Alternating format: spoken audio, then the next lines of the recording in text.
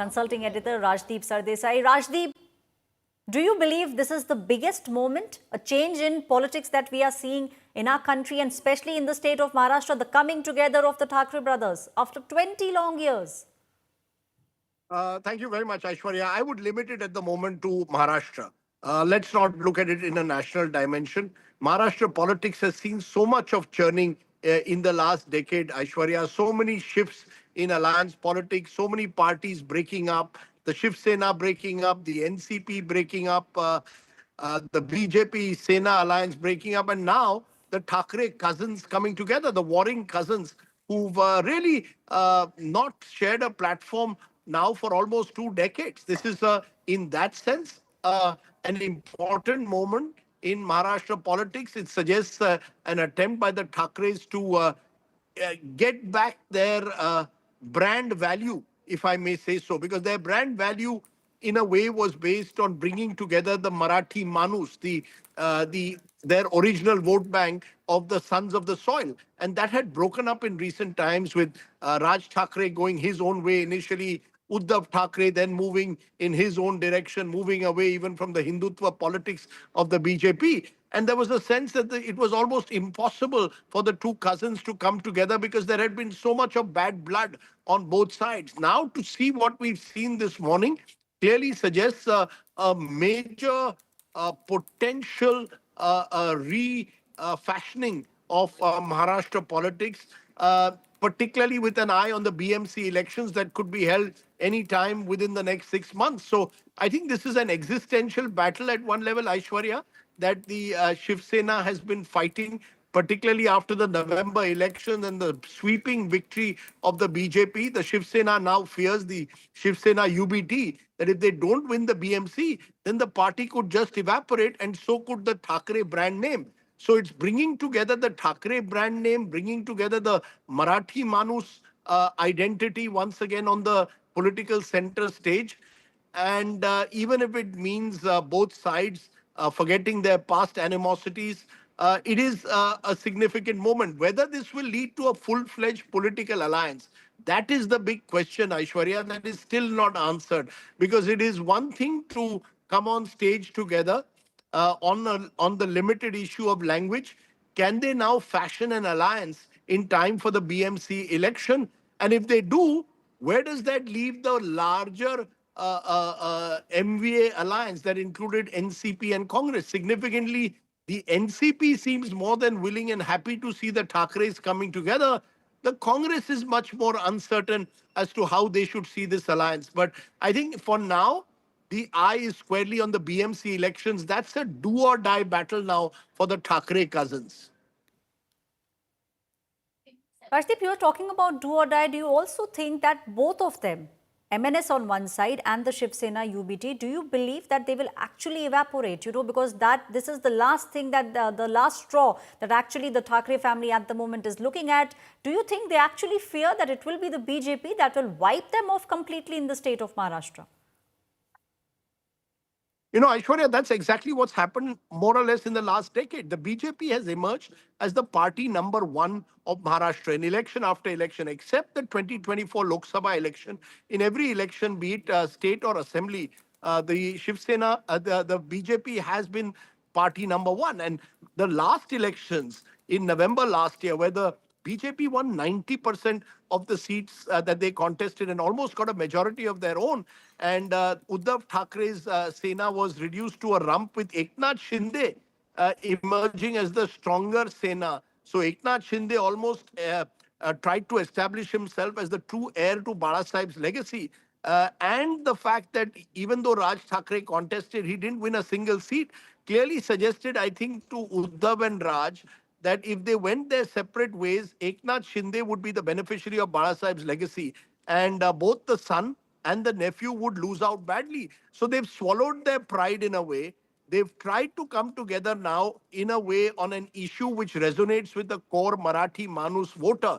Is that voter large enough to actually challenge the BJP is uncertain. Remember, Mumbai's demographics have changed. Mumbai has a 28 to 30% population by most estimates of Hindi speakers, North Indian migrants, and they have become a solid block for the BJP. Even in the last municipal elections that were held in 2017, Aishwarya, even in that election, the BJP gave the Shiv Sena a real fight and a scare, and both the parties got around the same number of seats. And eventually, while the Shiv Sena got its mayor, the BJP had emerged as as an important party in Mumbai as well. So the Shiv Sena, even in its own citadel, has been facing a big challenge.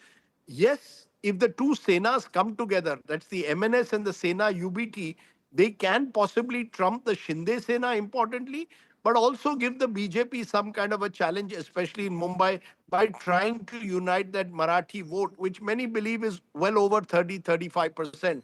Now, will that vote hold together? How will they do seat sharing? All of these are questions for the future, but I think the optics today matter. The optics of Uddhav Thackeray, Raj Thackeray holding each other's hand.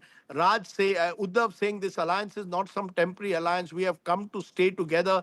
These are powerful signals. So it's almost as if the family of Balasaheb Thackeray that had splintered sometime in the early 2000s is coming back together. Raj had left at that time, and one of the reasons he had left was because Balasaheb had effectively chosen Uddhav as his heir.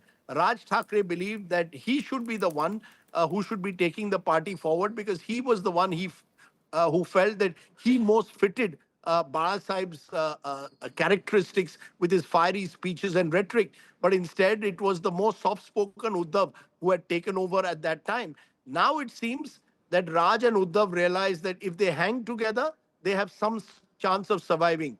If they split apart, then it will be very difficult for them. So I think this is politics and a certain political survival, call it desperation, that has brought them together on one platform after almost 2 decades.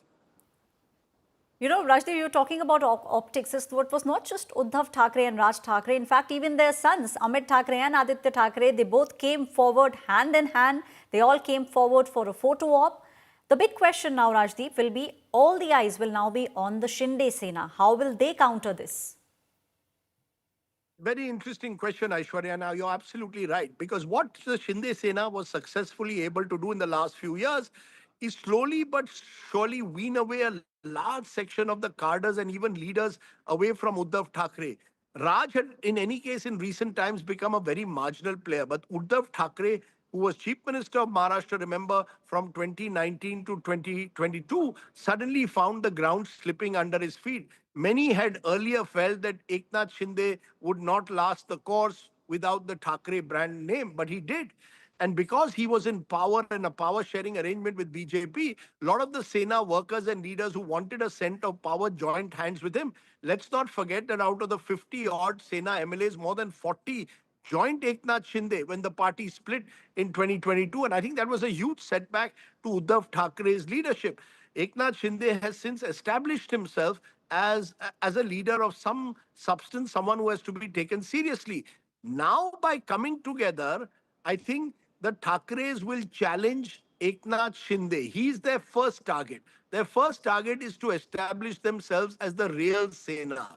Once they've done that, then they will take their next step, which could be how do you deal with the BJP? Do you join hands with the BJP once again on the Hindutva plank, or do you then take on Devendra Fadnavis? So this is a two-stage process. I think the first stage is to focus on the BMC elections, try and win that election, or at least emerge as the party number one there, show that you are the real Sena, and then decide from a position of strength, can you deal with the Devendra Fadnavis-led BJP and how do you deal with it? It's so interesting, Aishwarya. Just a year ago, during the Lok Sabha elections and even assembly elections, which were held in November, Raj Thackeray was batting for the BJP and Uddhav Thackeray was firmly in the MVA camp. Now look at how things are changing. So we don't even know how they will deal with the other MVA allies, i.e. the Congress and NCP. Maharashtra politics has been going through one turbulent storm after another, and we've seen the latest twist in the drama. There are many more twists, I think, to follow. Picture abhi baki hai. Right, Rajdeep, you said picture abhi baki, and very famous saying in politics, there are no permanent friends, no permanent foes. It seems like we are seeing all this playing out in front of our eyes. Thank you, Rajdeep Sardesai, for joining me on the broadcast.